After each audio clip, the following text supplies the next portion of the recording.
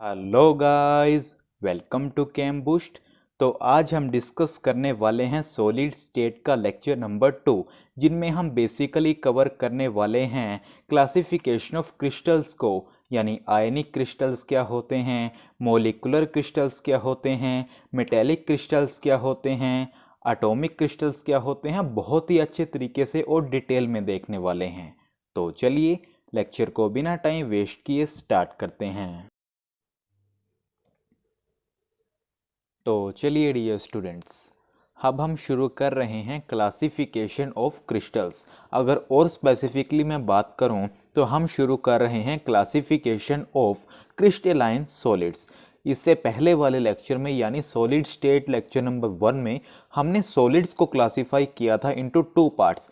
पहला था crystalline solids, second था अमोर्फस सॉलिड्स। तो अब हम शुरू कर रहे हैं क्लासिफिकेशन ऑफ क्रिस्टलाइन सॉलिड्स, या जिन्हें हम बोलते हैं क्लासिफिकेशन ऑफ क्रिस्टल्स। अब देखिए माय डियर, हमारे पास सॉलिड में यानी मोर स्पेसिफिकली क्रिस्टलाइन सॉलिड्स में जो कॉन्स्टिट्यूएंट पार्टिकल्स का नेचर है और जो फोर्स जो उन कॉन्स्टिट्यूएंट पार्टिकल्स को होल्ड करके रखे हुई है, जिन्हें हम बाइंडिंग फोर्सेस बोलते हैं, उनके नेचर पर हमारे पास जो वेरियस क्रिस्टलाइन सॉलिड्स हैं उनको हम क्लासिफाई करते हैं 4 डिफरेंट टाइप्स में। यही बात हमने लिखी है। Based upon the nature of the constituent particles and the nature of the binding forces, the various crystalline solids are classified into the following different types। वो कौन कौन से हैं? सबसे पहला है आयनिक क्रिस्टल्स, उसके बाद जो सेकंड है वो है कोवलेंट क्रिस्टल्स, थर्ड है हमारे पास मोलिकुलर क्रिस्टल्स, फोर्थ है हमारे पास मेटेलिक क्रिस्टल्स। अब हम one by one in 4 types of crystals को डिटेल में देखेंगे कि क्या होते हैं हमारे पास आयनिक क्रिस्टल्स और क्या होते हैं जो हमारे पास वेरियस क्रिस्टल्स हैं। तो आप इन्हें नोट करें, फिर हम चलते हैं आयनिक क्रिस्टल्स की तरफ।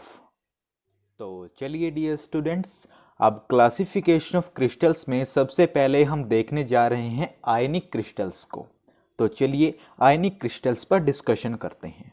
अब ध्यान से सुनिएगा डियर कि हमारे पास जो आयनिक क्रिस्टल्स हैं इनमें जो कॉन्स्टिट्यूएंट पार्टिकल्स हैं यानी जो लैटिस पॉइंट्स को ऑक्यूपाई करते हैं वो होते हैं पॉजिटिव और नेगेटिव आयंस। एग्जाम्पल के लिए अगर देखें, अब NaCl जो है हमारे पास वो एक आयनिक क्रिस्टल है और उसके लैटिस पॉइंट्स को जो कॉन्स्टिट्यूएंट पार्टिकल्स ऑक्यूपाई करते हैं वो होते हैं Na पॉजिटिव यानी पॉजिटिव आयंस और Cl नेगेटिव यानी नेगेटिव आयंस।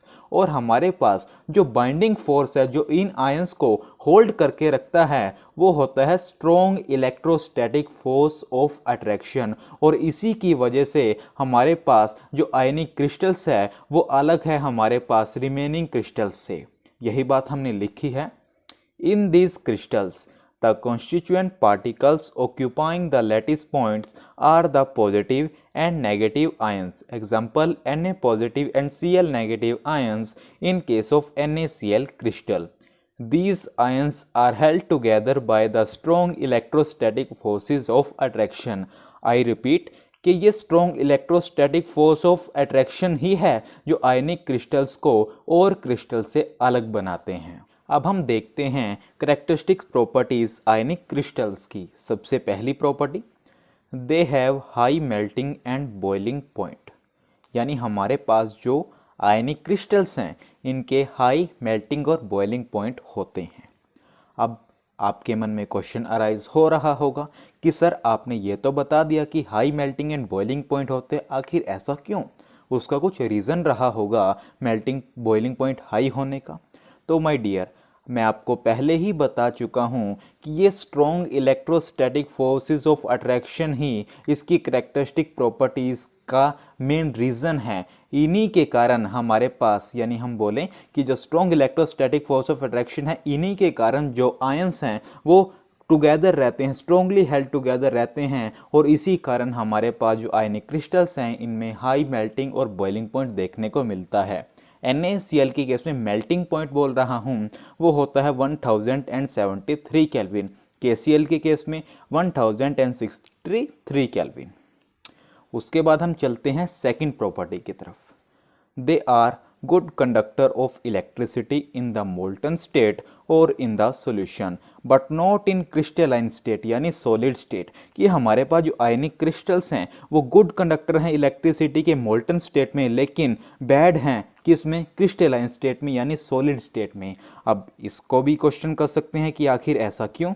अब देखिए माय डियर, ये गुड कंडक्टर इलेक्ट्रिसिटी के इसी कारण है मोल्टन स्टेट में, क्योंकि वहाँ पर जो आयंस हैं वो मोशन के लिए फ्री रहते हैं। लेकिन अगर हम बात करें क्रिस्टलाइन स्टेट की, हम अभी अभी डिस्कस कर चुके हैं कि इनमें strong electrostatic force of attraction होता है जो इन क्वेश्चनर पार्टिकल्स को टुगेदर स्ट्रॉन्गली हेल्ड करके रखता है। इसी कारण हमारे पास क्रिस्टलाइन स्टेट में ये गुड कंडक्टर नहीं होते। मोल्टन स्टेट में जो आयंस हैं वो मोशन के लिए फ्री रहते हैं, इसीलिए हमारे पास जो आयनिक क्रिस्टल्स हैं वो गुड कंडक्टर हैं इलेक्ट्रिसिटी के। आई थिंक ये भी क्लियर हो गई होगी। थर्ड प्रॉपर्टी को देखते हैं, they are soluble in polar solvent but not in, third property को देखते हैं, they are soluble in polar solvents but insoluble in the non polar solvents. भाई आम सी बात है, अब आयनिक क्रिस्टल यानी पोलर, अब पोलर में ही तो डिजोल्व होगा, नॉन पोलर में कोई, हमें पता है लाइक डिजोल्व्स लाइक, यानी पोलर में डिजोल्व होगा और नॉन पोलर में डिजोल्व होगा। फोर्थ है, they are hard and brittle. अब हार्ड क्यों हैं, वही यहाँ पर हमारे पास strong electrostatic forces of attraction है जो कॉन्स्टिट्यूएंट पार्टिकल्स को काफ़ी स्ट्रॉन्गली हेल्ड करके रखता है। इसी कारण हमारे पास जो आयनिक क्रिस्टल्स होते हैं ये हार्ड होते हैं। ब्रिटल यानी ये इजीली ब्रेकेबल हैं। तो ये हमारे पास 3 आयनिक क्रिस्टल्स और उनकी कुछ कैरेक्टरिस्टिक प्रॉपर्टीज़। एक बार समराइज कर लेते हैं पूरे कॉन्सेप्ट को। हम कर रहे हैं क्लासिफिकेशन क्रिस्टल्स की यानी क्रिस्टलाइन सॉलिड्स की। अगर और स्पेसिफिकली बात करें, सबसे पहला देखा है हमने आयनिक क्रिस्टल्स। क्या होते हैं आयनिक क्रिस्टल, यानी वो क्रिस्टल जिनमें हमारे पास जो कॉन्स्टिट्यूएंट पार्टिकल्स हैं जो लैटिस पॉइंट्स को ऑक्यूपाई करते हैं वो होते हैं पॉजिटिव और नेगेटिव आयन, और उनमें जो बाइंडिंग फोर्सेज होते हैं वो होते हैं strong electrostatic forces of attraction. उसके बाद हमने डीप द ग्राउंड हर एक प्रॉपर्टी को अंडरस्टैंड करने की कोशिश की कि क्यों होते हैं high melting and boiling point, क्यों ये गुड कंडक्टर है इलेक्ट्रिसिटी के, क्यों ये सोल्यूबल है पोलर सॉल्वेंट और इनसोल्यूबल है नॉन पोलर सॉल्वेंट में, और क्यों ये हार्ड और ब्रिटल हैं। तो आप इसे नोट करें, फिर हम शिफ्ट करते हैं नेक्स्ट क्रिस्टल्स की तरफ। तो चलिए डियर स्टूडेंट्स, अब हम अंडरस्टैंड करेंगे मॉलिक्यूलर क्रिस्टल्स, जो कि है हमारे पास second type classification of crystals में। अब ध्यान से सुनिएगा डियर, नाम से ही पता चल रहा है मॉलिक्यूलर। इन क्रिस्टल्स में हमारे पास जो कॉन्स्टिट्यूएंट पार्टिकल्स होते हैं वो होते हैं मॉलिक्यूल्स, और जो बाइंडिंग फोर्सेस होते हैं जो मॉलिक्यूल्स को फर्मली हेल्ड करते हैं वो होते हैं वीक वैंडर वाल्स फोर्सेस। यही बात हमने लिखी भी है। In these crystals, the constituent particles are molecules and the binding forces in the crystal lattice are weak van der Waals forces। इसको अंडरलाइन कर लीजिएगा क्योंकि यही वो फैक्टर है जो मॉलिक्यूलर क्रिस्टल्स को अन्य क्रिस्टल से अलग बनाता है। अब मॉलिक्यूल तो हमारे पास नॉन पोलर भी हो सकता है और पोलर भी हो सकता है, तो नोट बनाकर लिखिएगा।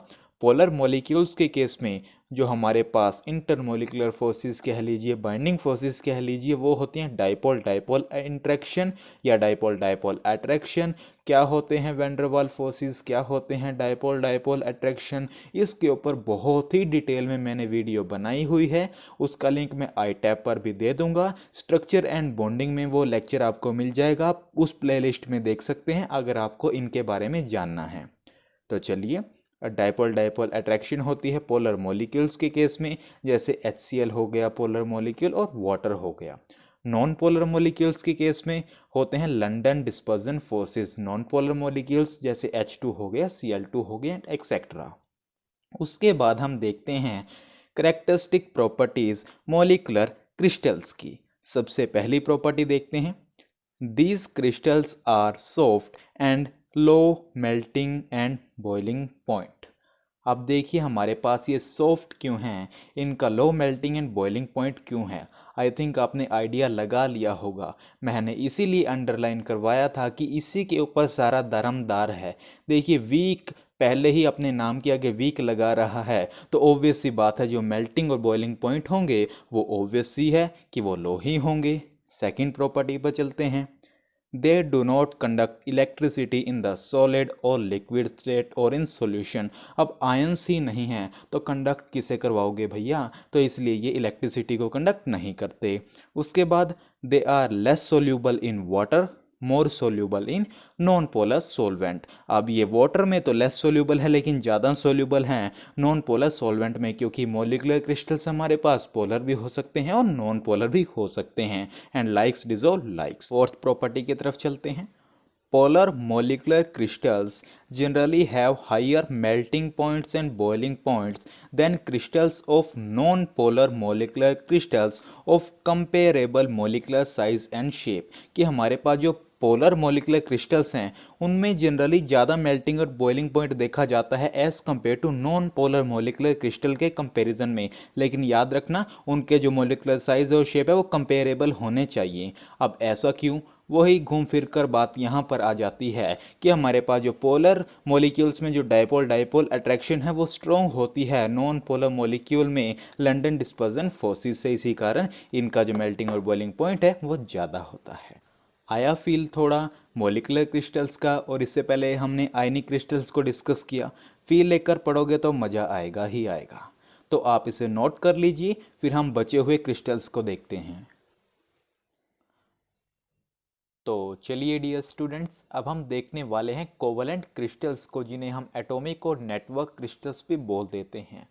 बेसिकली इन क्रिस्टल्स में हमारे पास जो कॉन्स्टिट्यूएंट पार्टिकल्स होते हैं वो होते हैं एटम्स, जो एक दूसरे से लिंक होते हैं बाय कोवलेंट बॉन्ड्स, यानी जो बाइंडिंग फोर्सेस हैं जो इन एटम्स को आपस में लिंक करे हुए हैं वो होते हैं कोवलेंट बॉन्ड्स। अब हम डिस्कस करते हैं कोवलेंट बॉन्ड्स की कुछ कैरेक्टरिस्टिक्स प्रॉपर्टीज़ को।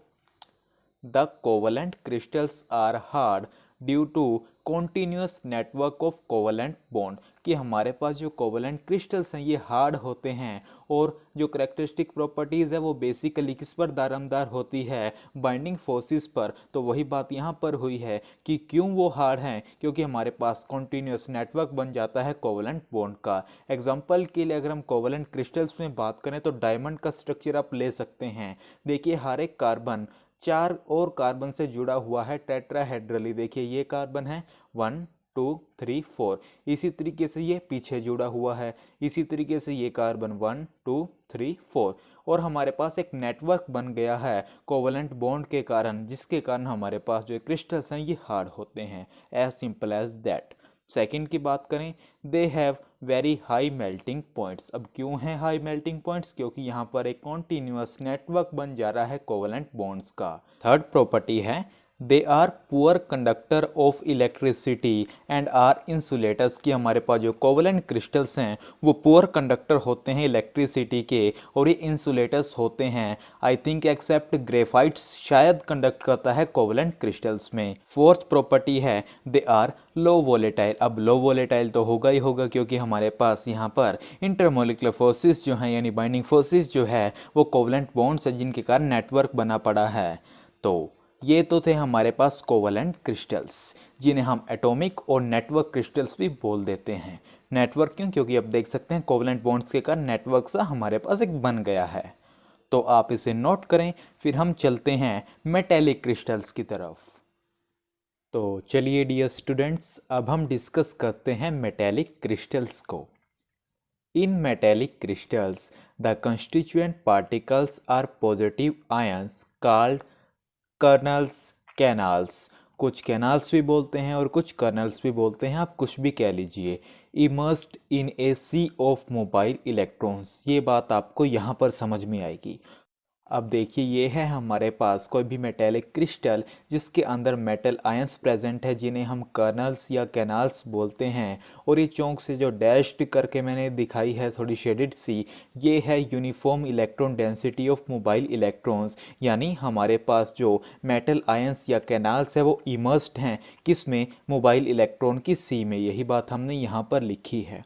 अब इस कॉन्सेप्ट के बेस पर हमारे पास ये कुछ चीज़ें एक्सप्लेंस की जा सकती हैं। क्या कि metals are malleable and ductile. कि हमारे पास जो इलेक्ट्रॉन डेंसिटी है मोबाइल इलेक्ट्रॉन्स की वो यूनिफॉर्म होने के कारण मेटल्स मेलिएबल होते हैं यानी converted into thin sheets, ductile होते हैं यानी drawn into thin wires.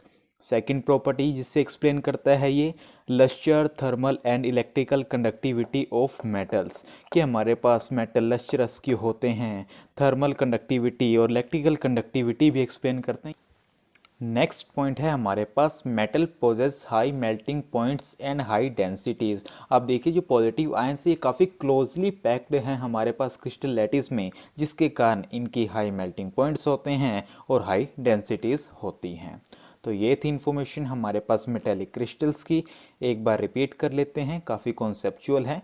Metallic crystal में हमारे पास जो कॉन्स्टिट्यूएंट पार्टिकल्स होते हैं वो होते हैं पॉजिटिव आयंस, जिन्हें हम कर्नल्स, कैनाल्स बोलते हैं, जो इमर्स्ड होते हैं मोबाइल इलेक्ट्रॉन्स की सी में। जो हमने यहाँ दिखाया ये है मेटल आयंस, और ये यहाँ पर जो हमने शेडेड पोर्शन दिखाया ये है uniform electron density of mobile electrons. और इन्हीं सब के बेस पर हम ये पॉइंट्स को एक्सप्लेन करते हैं कि मेटल्स मेलिएबल और डक्टाइल क्यों होते हैं, वो लस्चरस और उनकी इलेक्ट्रिकल कंडक्टिविटी कैसे एक्सप्लेन की जाती है, मेटल्स का हाई मेल्टिंग पॉइंट और हाई डेंसिटीज क्यों होते हैं।